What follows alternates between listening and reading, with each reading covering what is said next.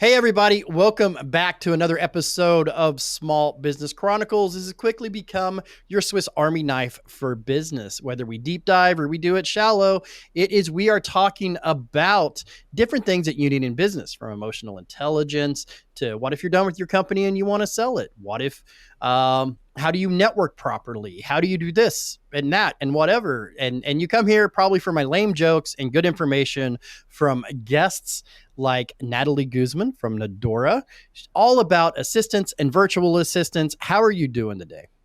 Hey, I'm doing good. How you doing? I'm doing great. So you've immersed yourself in the world of virtual assistants, and so for our business people out there, let's start with a definition of what is a virtual assistant and what is the scope of things they do. Yeah, it's such a very, very broad term, but basically is a personal assistant or a business assistant virtually. So we work all over the world, and what we specialize in is helping business owners. So some people, some virtual assistants will specialize. Maybe it's in social media managing, admin work, website building, automations. There's so many different things that they can specialize in. But I've kind of done it all. I've been doing this since 2015, and I've done everything from setting up an LLC for a company to creating websites and automations and funnels and all sorts of things, sales, customer service, kind of done it all at this point. Now, what was it that in your life made you want to do this full time and manage the other ones? What was the we all pick a business as entrepreneurs, as business owners. We're like, hey, I'm going to let this thing overtake my life and my mind, my relationship, every minute of every day. I'm not going to work for the man. I'm going to become the man. What was that jump off for you? Oh yeah, my origin story is very, very interesting. So I was actually me and my husband were trying for a family, and unfortunately, we had multiple losses, and it was a struggle. And I finally got in the safe zone of my pregnancy, told my job, and they told me I had 2 days to give birth, and then I would have to go back to work. So That's the American way, right? Yeah. yeah, right. Absolutely unheard of. I was high risk. My daughter was actually born premature at 32 weeks. She was only 3 pounds. Can you imagine going back to work after just 2 days? It's insane. No, no. Yeah. So I was like, you know what? I'm going to work for myself. I don't want to give a company that much power over my life and over my brand new family's life either. It was absurd to me. So I was like, well, how do I make money from home while raising a newborn baby who might have a lot of medical issues because we weren't sure yet? And so I went down the path of Google and started searching all the work from home jobs that I could find. I landed on virtual assistant. I was like, this is perfect. I'm great at organizing and creating systems and processes, learning new skills. I've ever since the first computer came out, I remember my stepfather got one of the first computers in our town, and I sat at it learning all the different ways about it, and I was obsessed with it. And so technology was really something that came easy to me. And so I decided to be a virtual assistant. And when I decided to turn it into an agency and hire other people, we hit six figures in 3 months and turned it into this massive empire. Well, congratulations, because empires don't usually happen that quickly and that Yeah. easily either. So tell me some of the benefits of hiring a virtual assistant, because if I was to turn this camera around, my desk would look like an explosion in Home Depot. Somewhere between Home Depot and Best Buy, with all the electronics and paper and stuff I have on my desk. So I could definitely use one. So tell me some of the benefits of a virtual assistant versus having an actual assistant that's here that could pick up some of the stuff off my desk. Yeah. So it's really great because in business, you have all these different aspects, right? And especially when we're just starting out or we're at that like six-figure mark, we're trying to do it all ourselves, right? We're trying to do the customer service. We're trying to do the lead generation. We're trying to get referrals and manage our social media. And we keep learning about these new and great ways to grow our business, but we don't have the manpower to necessarily do it ourselves. And so hiring a virtual assistant is great because they're not an employee. And so, you don't have to pay for their equipment. You don't have to have a office for them. They're kind of responsible. They're business owners in their own right. And so they also take it a little bit more seriously because this is their reputation, their business on the line when they work for you. So they can do anything and everything. You just have to find the right person. So you can have them handle customer service, your email management. How many emails I know I get like over 150 emails a day. So making sure they're cleaning that inbox, they're sorting out what's important, what's not, creating labels. There's so much automations actually go into email that they can sort and do for you. There is managing social media. Think about how much time it takes to edit videos, create posts, create content, create ideas. You have to engage with your audience. There's so much that goes into social media. So a virtual assistant can do all those things. And what's great about our company is that we kind of noticed that a lot of entrepreneurs were coming to us and they were saying, oh, we've had virtual assistants in the past, but we don't have time to train them, or we don't have time to create the system. So we assign them a project manager who creates the system, the SOP, right, the standard operating procedure, and then assigns the to-dos out to the virtual assistant team. So it kind of gives you that executive assistant, which should definitely be everyone's first hire. It's just that person that's creating the processes, creating the systems, really being your right-hand person throughout this process. So what are some of the downsides from hiring a virtual assistant? Because every solution, no matter how good or how intuitive or lovely as can be, causes more problems, causes a different chain of events, and we pick which one of those amalgamations of good and bad that we like. So tell me, what are the downsides of having a virtual assistant?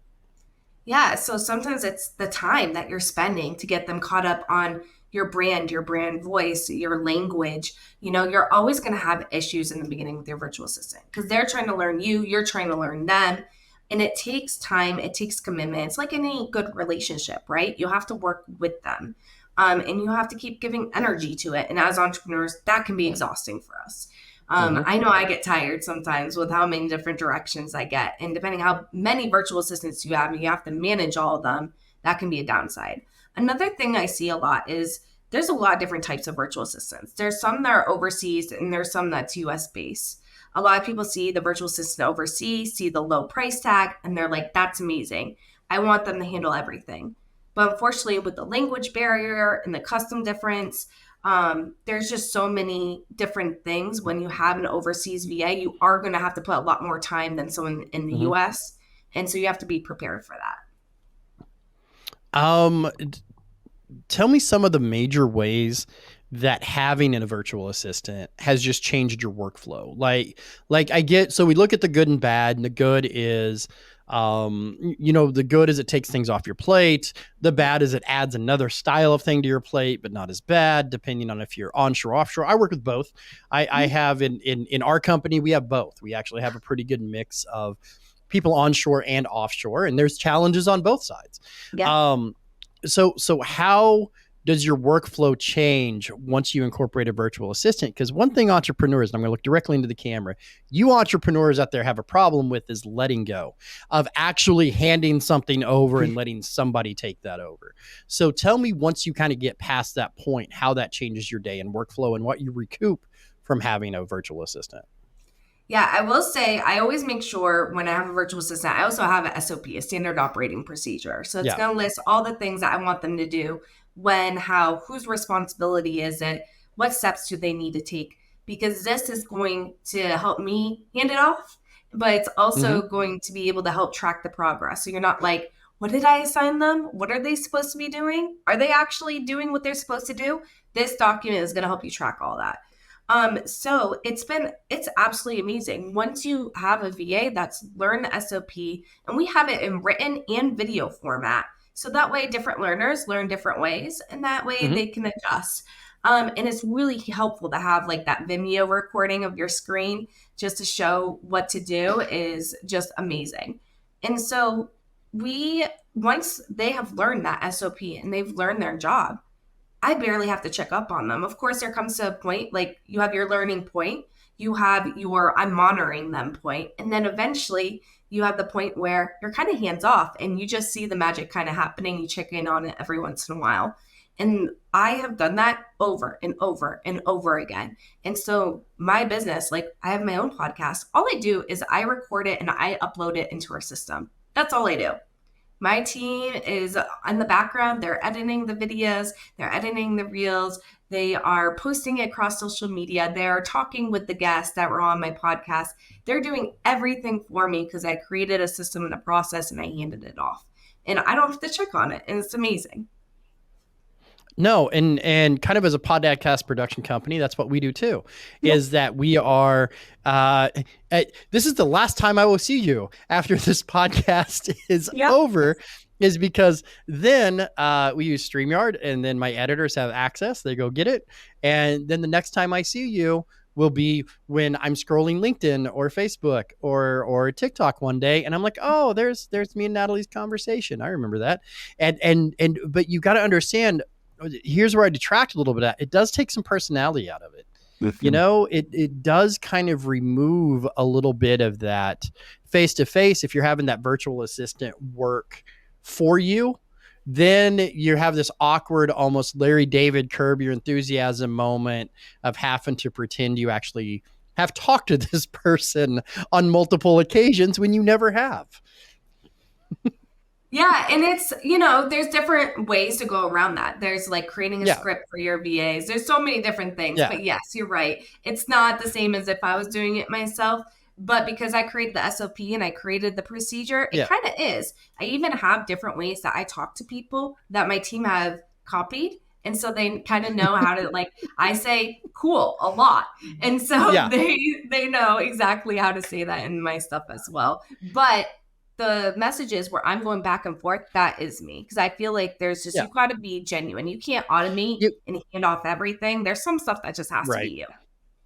Right. In early days of when we were trying to book guests and grow this, we would have we had a virtual assistant, which now we've hired full time and part of our company.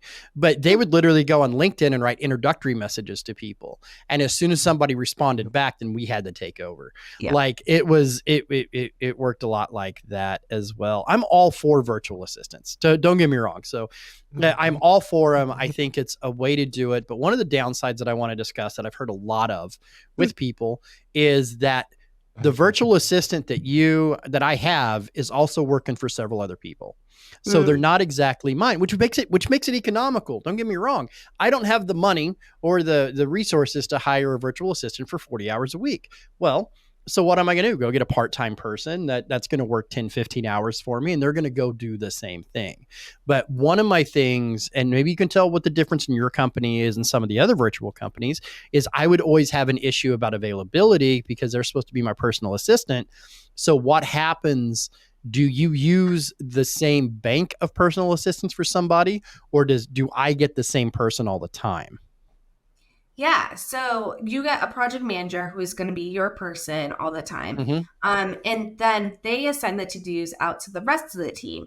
And so usually we try to keep, so if you got a graphic design by a certain virtual assistant, we try to keep that like uniform. We try to keep that with that virtual assistant. But because we have like over 70 different providers, we have really quick turnaround time, which is really great. Mm-hmm. But we use brand books. So when you do come with us, we create brand books. So we say your voice, your style, your hex codes. So when a different graphic designer picks that up, it's really easy for them to get back into the flow of what you're looking for. So we've kind of solved that by having a project manager. So that person never really leaves you. And they probably only have like maybe 2 other clients. And we manage their schedules. So our project managers are at 40 hours a week. And so we know not to give them more than, 3 clients, maybe, depending on what the retainers are. So we're able to manage that by looking at, we have our clients on retainer based. So they're saying they want 10 hours a week. It's just really easy for us to schedule it. So we actually haven't had that issue where people feel like their virtual assistants are spread thin, because our VAs communicate with us and we check in with them on how many hours they have available. And then we have the backup support staff as well to fill in. And I agree. I think the couple virtual assistants that I used One of them was really good and had that. Then the other one had that issue. I think I was just getting a different virtual assistant under their same login. Like, because Oh, some of these people you don't physically talk to. Some of them hmm. you don't ever hear on the phone. You don't really talk to. It's all electronic communication. And I don't know, after a while I just felt like it was a different person under the same login.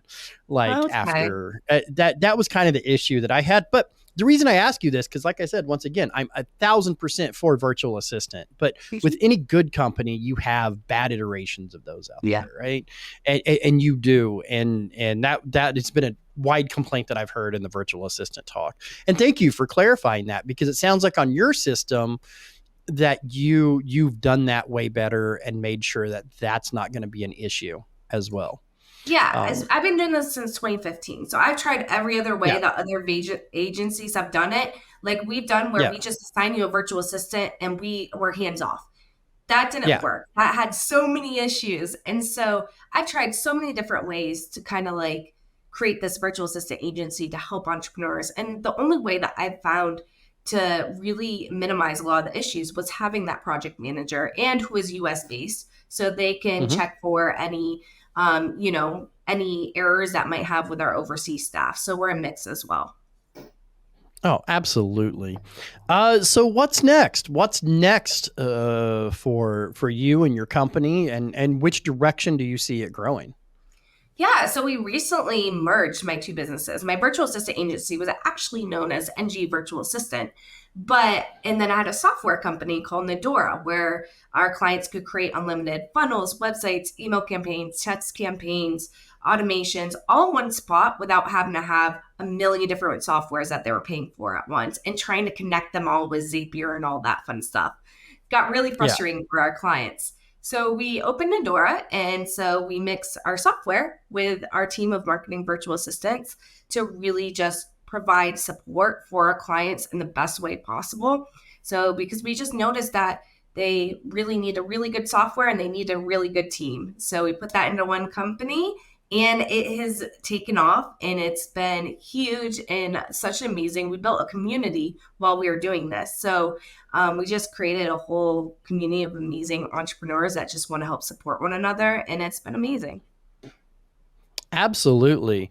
Well, thank you so much for coming on the show and answering the questions about your business and the virtual assistant. I used to ask the first question that I used to ask on everybody in my show. The first question is, why should we trust you? And I've kind of gone away from that because I think through the questions, because anybody listener should know by now, I don't script my show. Natalie has no clue what I'm going to ask her. So if I have one of my favorite things about being part of a podcast is I try to be the idiot in the room. And what I mean by that is I know all about virtual assistants. I helped form one of the businesses. I do that, but Natalie doesn't know the questions. And so I'm going to personally say, uh, Nadora, did I get that right this time? Yay!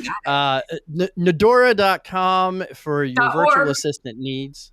.org. Sorry. .org. See, I'm gonna screw it up at some point. It's all So good. we're just gonna put it on the screen. Isaac, just write it all over here. Make it like explode out from my hand. Just go like blah, like that. Yeah. I like giving my editors fun things to do and then not telling them about it. So yeah. It's amazing. So yeah, that's the culture we have. Anyway, thank you so much, Natalie, for coming on Small Business Chronicles. If you want to see more of this show or other shows in the Small Business Delivered Network, you can go to smallbusinessdelivered.com. We have a lot of different shows on there over wide ranges of business from franchise to entrepreneurship to business coaching. And then if you want to have one of these little shows of your own, we can make that happen. Go to titanmediaworks.com. This show is produced and sponsored by Titan Media Works. We take all the stuff out of podcasting, just like Natalie was saying.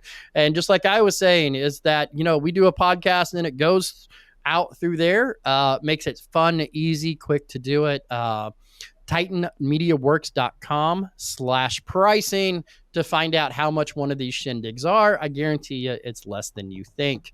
Until next time, everybody, thank you so much.